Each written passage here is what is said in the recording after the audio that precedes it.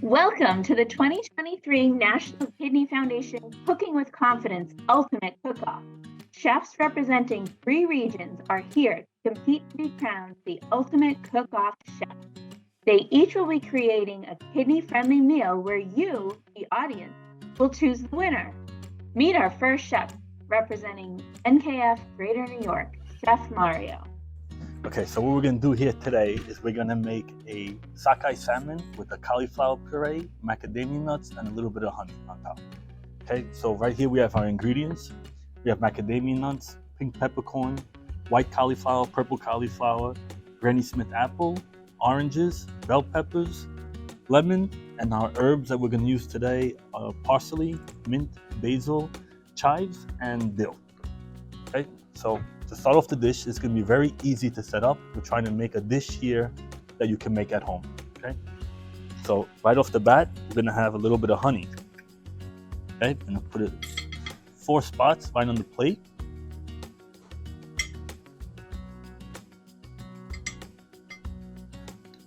Just a little bit, a little touch on top. And this is going to be very easy for everybody to make home. You're just going to make a little move here with the back of the spoon. Okay, then here you have your toasted macadamia nuts with chives and crushed pink peppercorn. Okay, you're gonna put it right on the honey. Okay, mix it around. Get another plate. We're gonna take it off. Okay, now just clean it up just a little bit.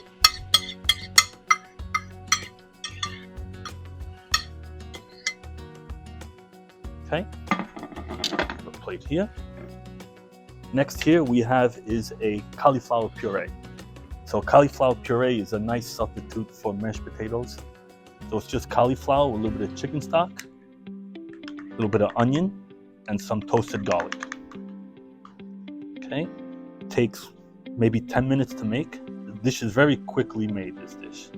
Okay, you're gonna put a little touch right alongside the honey.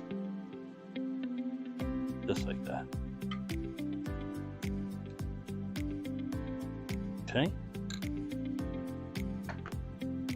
Okay. Next we have our sockeye salmon. Now this we made, took about 3 minutes to cook at most. Cut it up into pieces, season it, sear it off, flip it over, put it in the oven for about 30 seconds. Okay. Come here. Rest it right on top of the cauliflower.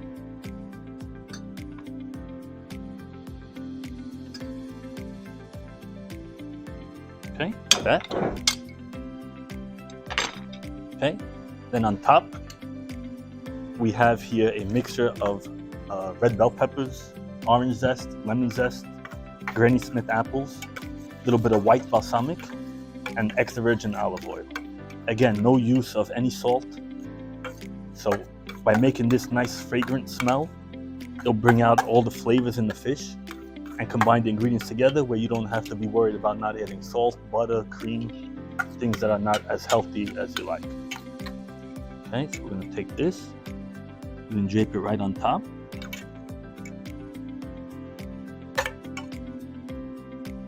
Each piece, and you can put as much or as little as you want on this. Okay. Yes, this is going to bring everything to make it work together where you'll taste it's going to be fresh and a healthy taste, but it's going to have a lot of flavor and pop to it when you mix all the ingredients together. Okay, then after this, now you can take some herbs after. Okay, you have mint, parsley, basil. Okay, and again, another healthy version. Take a pair of scissors and just cut little shreds of this on top. And that'll bring another level of flavor in the dish. Okay, so this is fine if you're gonna make it at home, you're fine like this. Now, if you wanna chef it up a little bit and get a little bit more involved in it, okay, you have here some roasted purple cauliflower. We'll put this on the dish just to add some color and texture. Okay. You have here some toasted garlic chips, which is also healthy. And because it's toasted, you won't have bad breath either. Okay. Now, another thing which is very healthy is the skin of the salmon. So if you take the skin of the salmon and peel it off and bake it with just a little bit of olive oil, it can crisp up on you nice and crunchy. So you could take this and you could set them up. Gives a nice crunch to the dish and flavor. Okay, put one more piece here. Now it looks good. Okay, then you could take dill, just set it up in little pieces here.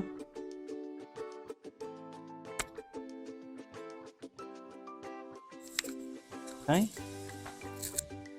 and of course you have olive oil, extra virgin olive oil. Just drizzle just a little bit on the top. Okay, and there's your dish. Meet our second chef representing NKF New England, Chef Theo. Hi, my name is Giovanna Heike, and today we're going to do empanadas, but kidney friendly. First, we're going to do the masa. And actually, a lot of people think that this is very hard to do, but it's not. You could use a food processor or do it by hand. It really depends on the kind of equipment that you have at home. Most of our countries always do all the masas, so we can actually work it out. And at the same time, we can do more with less. First, we're going to do the flour, which is about like 3 cups of flour, all-purpose flour and white flour. Don't use whole wheat flour because that's going to have too much fiber for the kidneys, so it's better just to use white. Then we're going to use some shortening. I'm using unsalted butter so I can control the salt. And if you want, you can put a little bit of salt on the flour. I prefer not to. I think I'm gonna give it some flavor with another thing.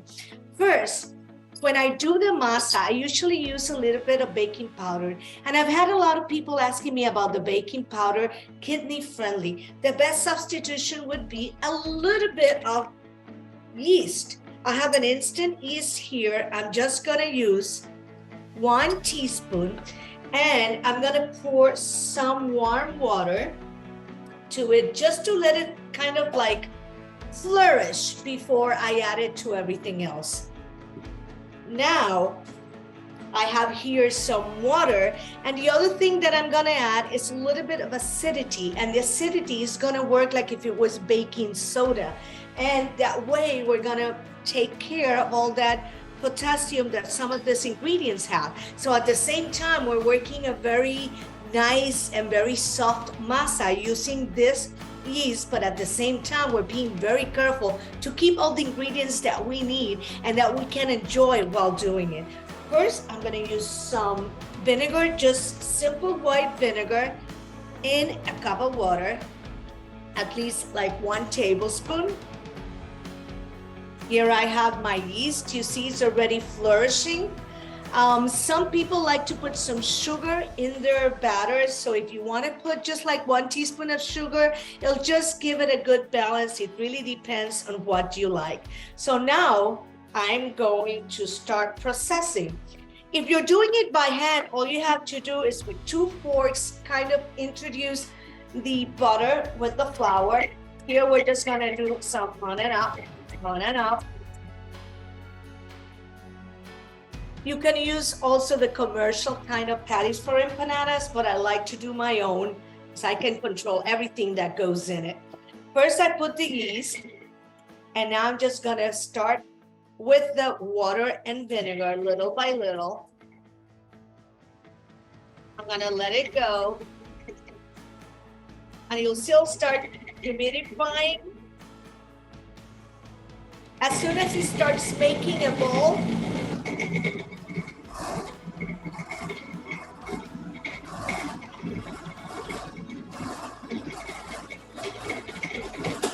that's it. It's ready. A lot easier than probably everybody thought. So now we're going to take the masa out and take the equipment out also so we can start working on the masa. First, with our hands, you see it's not sticky or anything. All we're gonna do is do a little bit of pushing it forward. Let me just go into my hands. You push it forward and you double it on top. And you push it forward and you double it on top. This is all you have to do. And then you start kind of like trying to do. If it breaks too much when you're trying to do a little ball, that means it still needs some kneading. And if you're doing it by hand, it's the same thing. You add the water until you can really work it. And now you have the masa. The best way to use the masa is to let it rest at least for half an hour. So while this is resting, though I have one that has been resting already, here, we are gonna start doing our filling, because you know, empanadas is whatever you put inside what really makes it good. So today we're gonna do a chicken kind of empanada. So the first thing that we're gonna do is, I took chicken tenders and I froze them for like 20 minutes. And then I chopped them very, very thin. You see, like if I was doing Philly steak. It's a good way and a good trick to actually make proteins look like a lot more of the quantity that we have. And at the same time, for the empanada, it makes it easier to eat, because when you take a bite, you take everything at the same time. Now I'm gonna put some olive oil. I'm using a wok, but you can use any kind of saute pan or frying pan. And the first thing I'm gonna add, it's the chicken, because I want to caramelize the chicken and kind of give it the flavor that I want.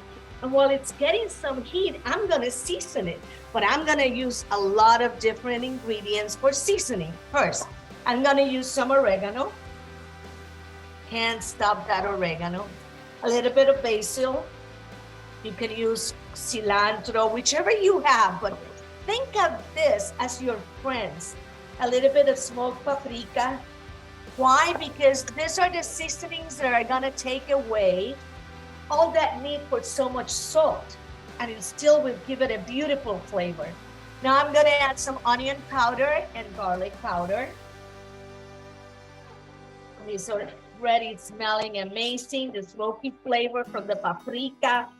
And you see, I used just a little bit of oil. It's chicken tenders.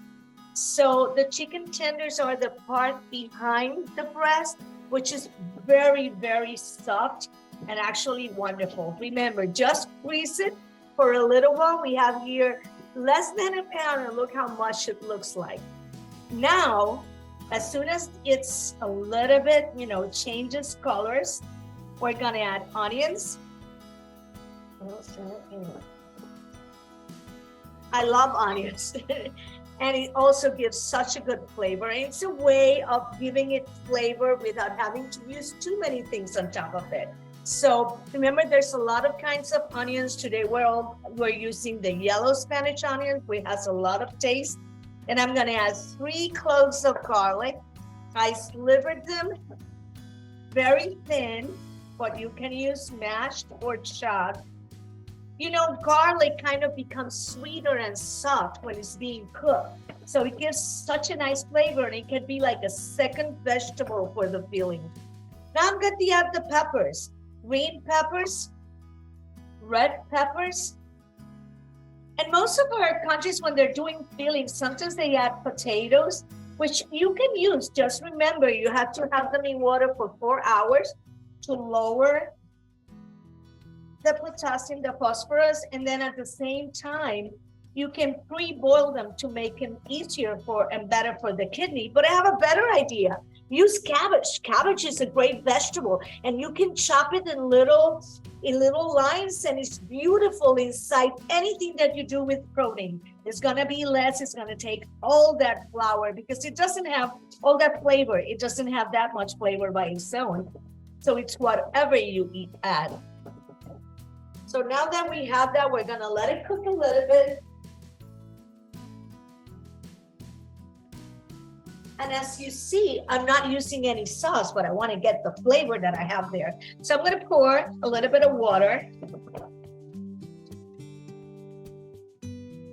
This water is going to help everything in there actually get all those flavors, finish cooking, and clean all the pan from all these amazing caramelized juices and caramelized flavors from the onions, from the peppers, from the same chicken, and all those flavoring from all the seasonings that we added.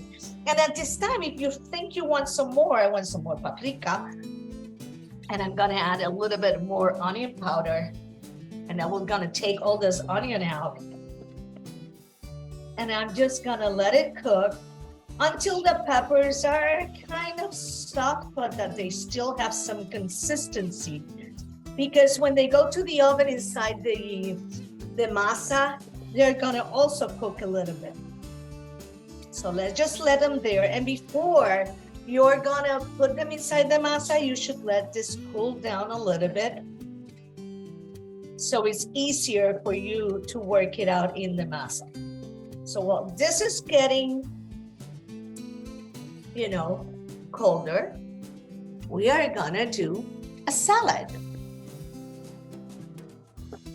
Salads are something that I always love to have when I'm eating. And this is a very friendly and wonderful salad. And it's very, very simple. And it goes beautiful. And actually, I wanted to talk about this vegetable. This is the English cucumber. And the good thing that it has not too many seeds. So it's very friendly for your stomach. And at the same time, it doesn't have that much flavor. So sometimes if you want to use something instead of potatoes, don't forget cucumbers. If you take the seeds out and you take just this part of the cucumber and you cut it and chop it, it's amazing. It will absorb whatever flavor you're giving in any stew or any saute that you're doing. And it's just, gets the flavor and it gives you that consistency that sometimes you want in a stew. All this salad has is a little bit of sweet onion. This is the sweet onion. They're in season, so you probably have seen them. They're a little bit thinner, flatter. They're rounder. They're not like going up. They're very small, and they're called sweet onions. They're different kinds, Maui and Walla Wallas, but whatever you want this is the sweet onion. And anytime you're using raw onion, remember to just wash it a little bit so you can take out of that a little bit of that acidity that sometimes people do not like in raw onion. In sweet onion is a lot better. But anyway, take it out. It's a little bit better. Now I'm going to put a little bit of garlic powder, just a little bit. I'm going to put a tiny bit of salt, oregano, so it picks up on the oregano that we added to the chicken. And we're just going to put a little bit of white vinegar. It really doesn't need anything else. And last but not least, a little bit of extra virgin olive oil, or whichever oil you'd like. And we're just gonna let that marinate and get all those flavors there.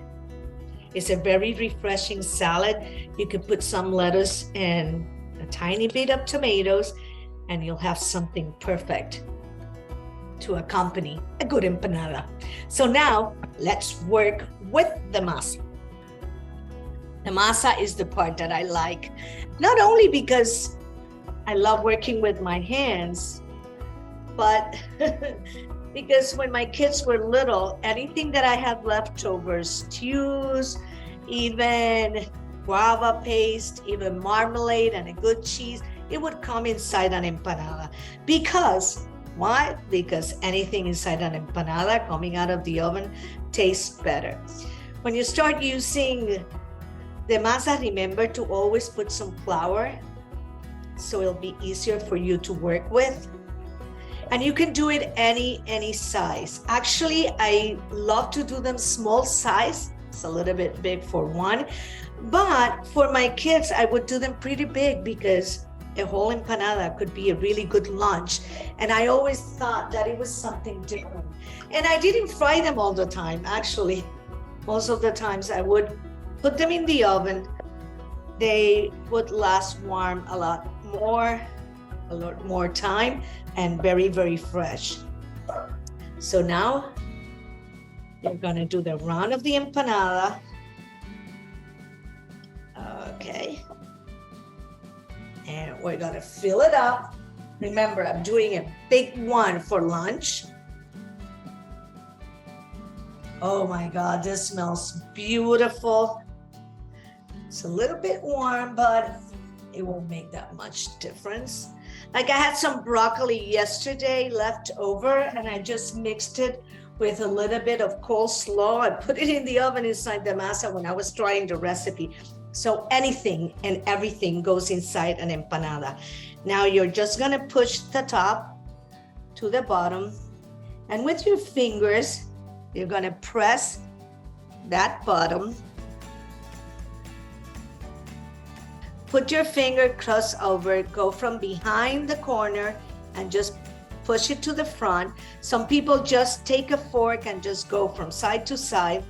I love to do this. I think it's almost like a pie dough that you're doing on the sides. And here you go, there's the empanada. Preheat your oven at 350. I'm gonna put it on top of some parchment paper.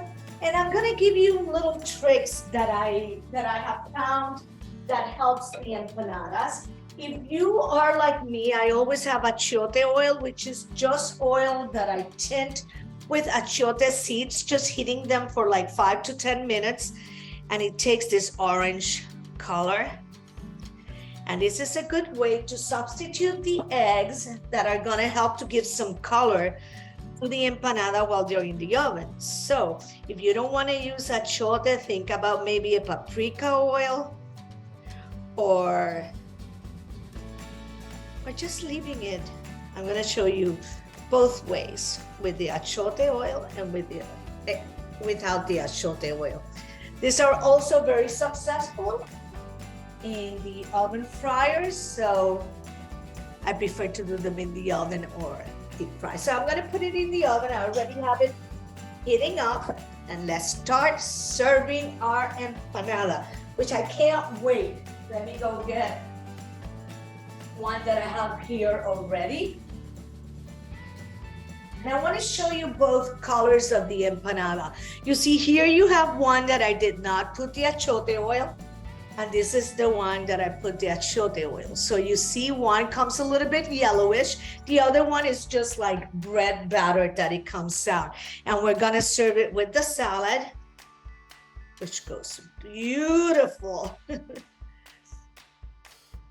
Remember, it's not hard to enjoy cooking and eating. Even if you have some restrictions, don't think about the restrictions. Think about all the amazing things that you can do, like empanadas. And it's actually very easy to substitute some ingredients in your daily basis. When you're doing your next cake or you're doing your next bread, remember, yeast can be substituted for baking powder. You just substitute a little bit of acidity, like I did with the vinegar, and you substitute with a little bit of the yeast powder. You can use instant or not. It's so little, it's just gonna help leaven it. And at some point, we'll keep on baking here because it's never too late to learn something new about cooking kidney friendly. Meet our final chef representing NKF Philadelphia, Chef David. As she said, I have over 30 years experience cooking, and back in 2002, I found out I had chronic kidney disease. By the time 2007 hit, I actually went on dialysis, and I got my kidney in 2012. So what I would like to do and what I'm demoing is actually a recipe that's relatively safe for someone who's on dialysis. This is definitely something you want to talk to your dietitian about, okay? Just to make sure that it fits with your issues. And we're just going to get right into it.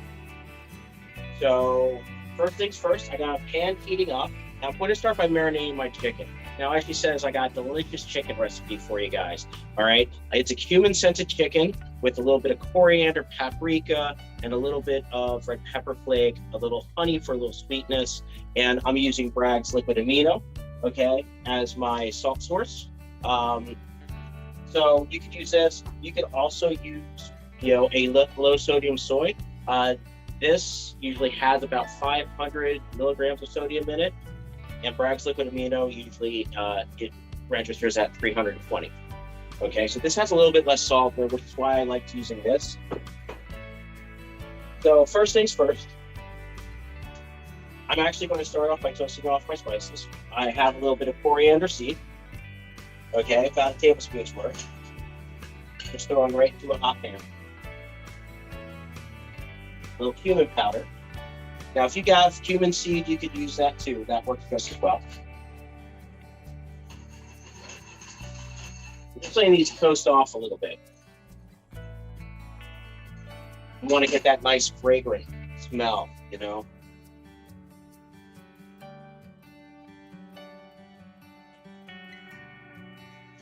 This will add a lot of flavor to our chicken. This will give a little bit of spice to it also. And really just kind of balance out every other aspect. And I try to write recipes for people so that way they can play with them and change them as they wish. So you could use smoked paprika instead. So there's a couple different ways you could roast red peppers. You could do them directly on the stovetop. These guys, I would just throw them right onto a gas stovetop, no oil, nothing, directly over the flame, blister the skins and peel them. Or the other way is you could actually take these, toss them in a little bit of canola oil, throw them on a sheet tray into the oven. However, when you're on dialysis and you don't feel like doing much of anything, I'm just using just straight up canned. All right, it's a little bit of a cheat, but it does save on time. So I have my spices. All right, I just used a mortar and pestle to kind of grind them down a little bit, just so that way they weren't so thick onto the chicken. At this point, I'm going to use my Bragg's liquid amino. I'm adding about 2 tablespoons worth. So I have my chicken that I just kind of rubbed down, okay, with my honey, the canola oil, the Bragg's liquid amino, and all the spices. I'm just going to set it aside for about a half an hour. Now that that's marinated and sitting, we're going to get started in on our rice. First things first, we want to take our corn. But it's corn and poblano rice, and I really love corn when it's roasted. It really kind of brings out the sweetness and all the flavor. We're just going to do a basic dry roast. You can toss it with a little canola oil if you wanted to. But I like how crispy it gets. You know what I mean?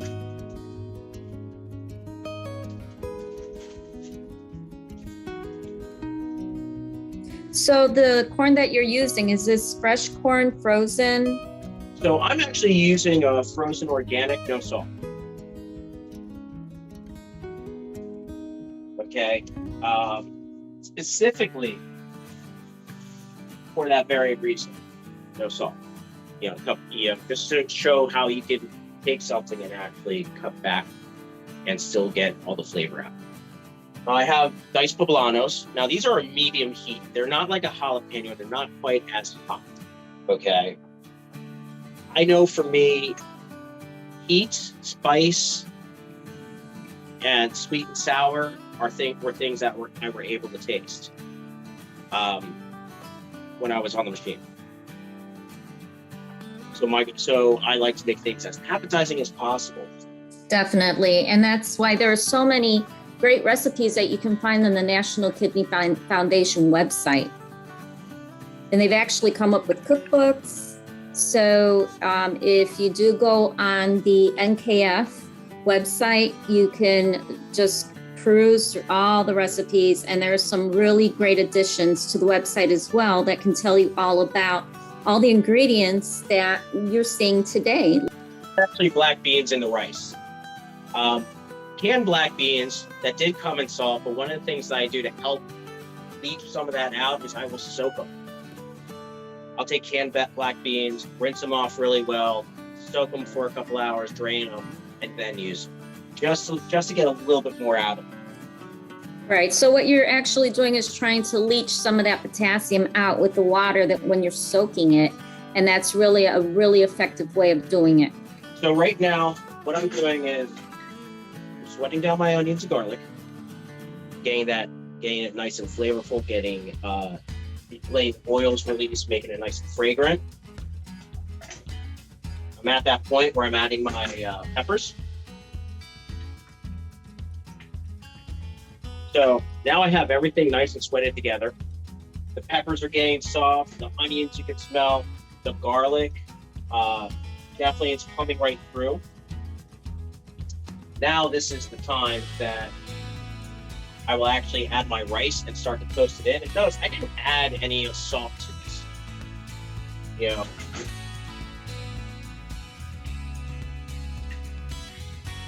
What's great is also, that you're able to use all those flavors, and those flavors come right through because you're not covering it up with salt. Right. And even the chicken stock I use is low sodium. That's great. So this being brown rice, one of the things I like to do is I like to rinse it and then soak it for about a half an hour before cooking it. Okay. At this point, we're going to add our 2 cups of low sodium chicken stock.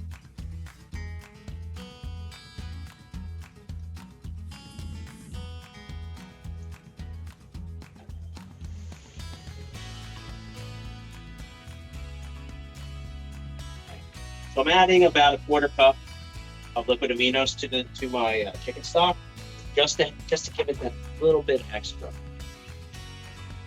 All right. So I got my rice, my chicken stock, I got my veg in there, and we're just going to cover it. So we're just going to let that simmer. About halfway through, I'm going to add the beans, and then at the very end, I'm going to fold in my herbs and the corn that's in the oven. While this is working, we'll get our chicken going. So I have a nice hot pan. I'm going to add about 2 tablespoons of oil to it. And the type of oil that you're using? Now, I'm just using a basic canola oil. Okay, you could use a safflower, you could use a very basic olive oil, not a extra virgin or anything of that nature. Is there any reason why you wouldn't recommend the extra virgin?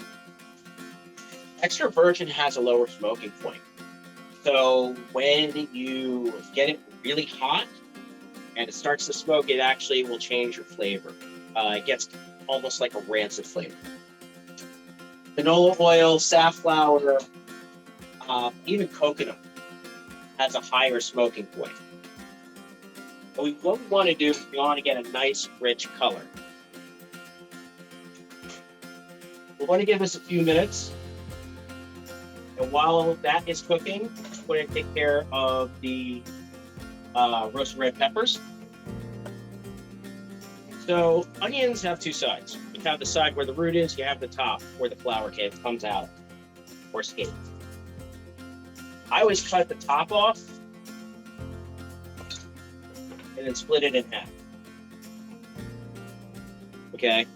That root holds your onion together, so it makes it very easy to dice. When it comes to dicing onions, I like to slice in half first that way. And notice, I'm not cutting all the way through to the root. My onion's holding together. That's great. All right, so here we go. I got my onions here. I got my garlic all set up. See that color? I'm going to give it That's a little beautiful. bit more time. Not quite darkened. Now, Looking good. If you're looking to cook this a little bit quicker, you can actually take chicken breasts, cut them in half. If you're looking for something that you may be scared, it may dry out on you, you can actually use chicken thighs instead because it has a higher fat content. So while I got these searing here, I'm gonna take my peppers. And like I said, you could stovetop roast them. I chose the easy route. I'm just using jarred. I know when I was on dialysis, a lot of the time, I just did not have the energy to sit here and spend the time to roast them. So all I'm going to do is I'm just going to take a jar, drained, throw it into my blender with just a little bit of chicken stock.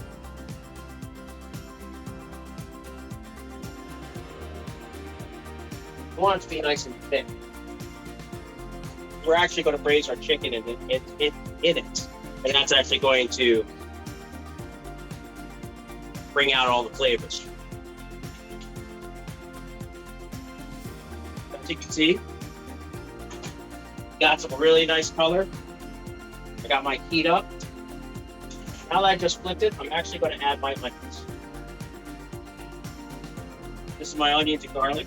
Just going to let it toast off in with the chicken.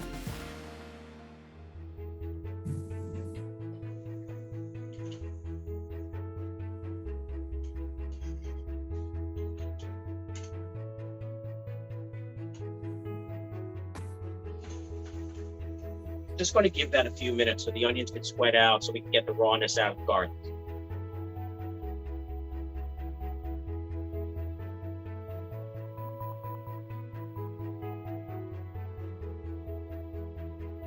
So I added chicken stock to my chicken. I'm laying it braised down a bit. And I'm going to add my roasted red peppers to that. My rice is at a nice boil. I'm going to turn that down to a simmer. And I'm going to chop down some herbs I'm going to add to it. So the one thing about cutting herbs, you want to make sure you don't have all the hard wooden stems at the bottom. Thyme, oregano, fresh herbs are, for me at least, were essential. You can use dry too. I use a lot of dry as well. Remember I said when my rice was at that halfway point, I was going to add my beans.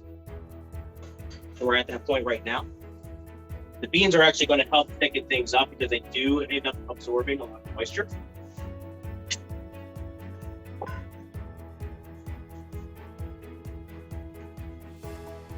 And again, these are the beans that you soaked? Yep. These are the black beans that I took out of the can, washed really well, soaked them for about an hour before coming on camera. So if you take a look, my braising liquid, my chicken stock is cooked down by about half. All right. My chicken is currently getting nice and tender. I really want to kind of accentuate all the flavors. So I'm going to add my roasted red pepper puree.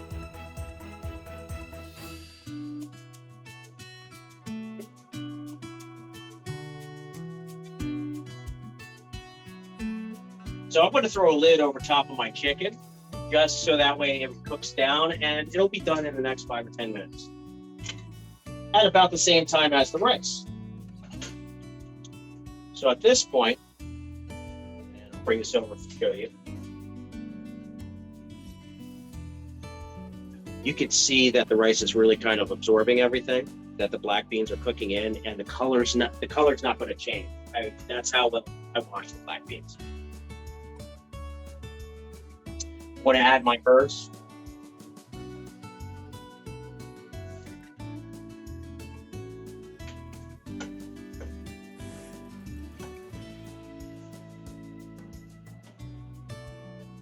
So your herbs are thyme and oregano?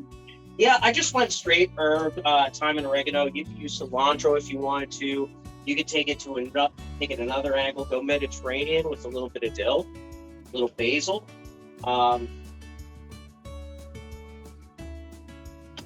That's the thing. I try to keep all my recipes versatile. It's just about poached down. You can see how thick the sauce is getting with the red peppers. I have noticed that the longer you cook roasted peppers, the less that pepper flavor you're going to actually get in your food. Okay, that's how I was able to. That's why I actually figured out that I could actually turn it into almost turn my romesco to taste like a marinara. Mm-hmm. Make it almost the exact same way I usually cook it for about an hour. We cannot forget about our corn.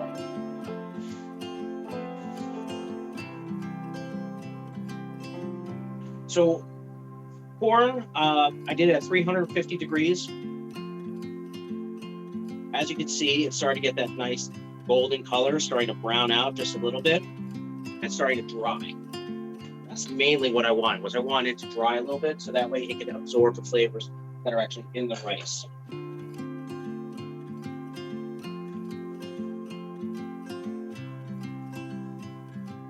And this way, we're not going to lose any of the flavor. We're not going to lose the color by adding it in towards the end.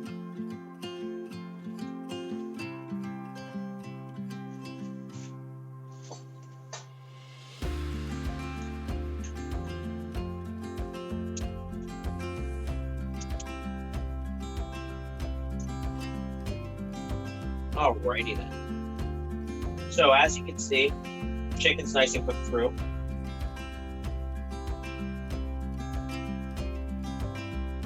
I like to slice it when I go to plate it.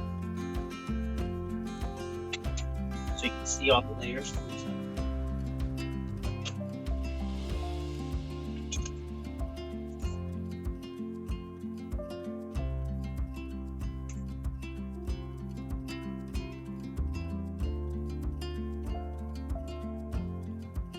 Here's our corn and black bean rice, and poblanos.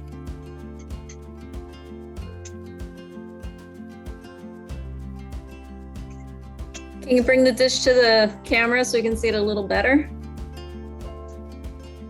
Oh, bring the camera to the dish. Okay.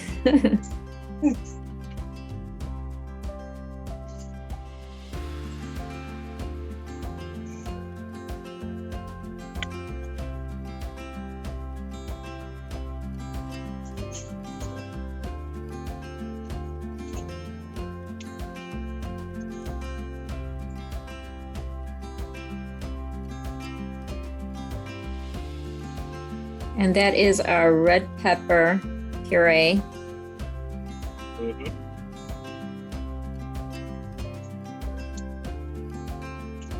So what we have here, rice, corn, black beans, fresh herbs, fresh poblanos with cumin-scented chicken that was seared, marinated, and then topped with a roasted red pepper sauce that it was braised in. This is actually a nice, simple recipe with a lot of different components, but comes together beautiful. Thank you so much for having me. I really appreciate this opportunity. Thank you all for joining us today and watching these amazing chefs create kidney-friendly meals. We want to hear from you. You have 48 hours to cast your vote. Scan the QR code or click on the link above.